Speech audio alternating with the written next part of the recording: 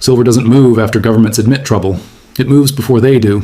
And history shows this pattern so clearly that once you see it, you can't unsee it.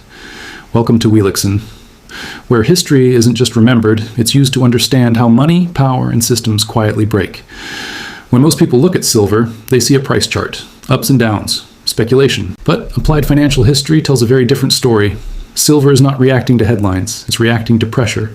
And throughout history, silver has always reacted before governments admitted that pressure existed. This isn't coincidence. Silver sits in a unique position inside the financial system. It is partly monetary and partly industrial. It exists both as a store of value and as a necessary input. That combination makes silver sensitive in a way few assets are. When systems are healthy, silver behaves normally. It respects futures markets. It follows incentives. It trades quietly.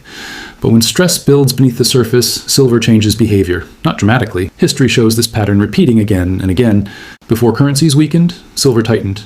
Before inflation was acknowledged, silver moved. Before financial stress became official, silver reacted. Not because silver predicts the future, but because silver responds to current reality faster than narratives do. Why does this happen? Because silver lives in the physical world. Gold can sit untouched in vaults for decades. Stocks exist as claims. Bonds are promises. Silver gets used.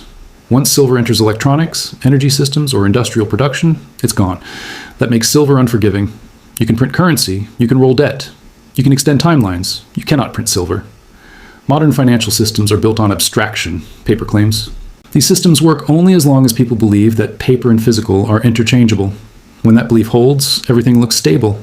Prices behave. Arbitrage closes gaps. But history teaches us that belief is fragile. When physical demand begins to ignore paper prices, when availability matters more than charts, markets change behavior. Silver is one of the first places where that shift becomes visible. This doesn't show up as panic.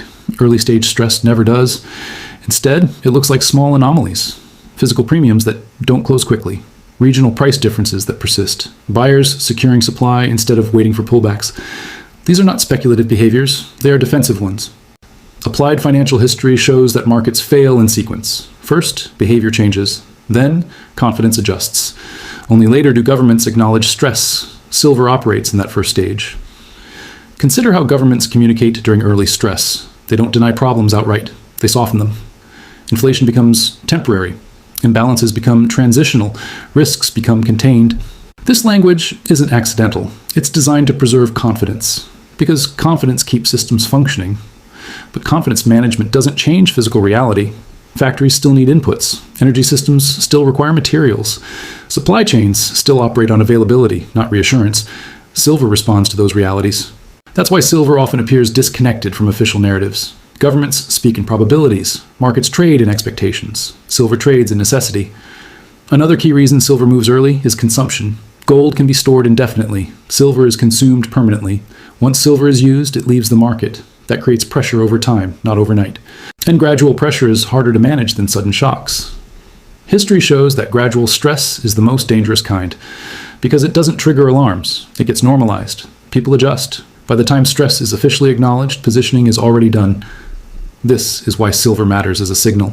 Not because it tells you what will happen next week, but because it tells you what is already happening beneath the surface. The biggest mistake people make is expecting stress to look dramatic. They wait for crashes. They wait for headlines. They wait for announcements. But applied financial history shows that real stress begins invisibly. Silver reflects that invisibility. Another important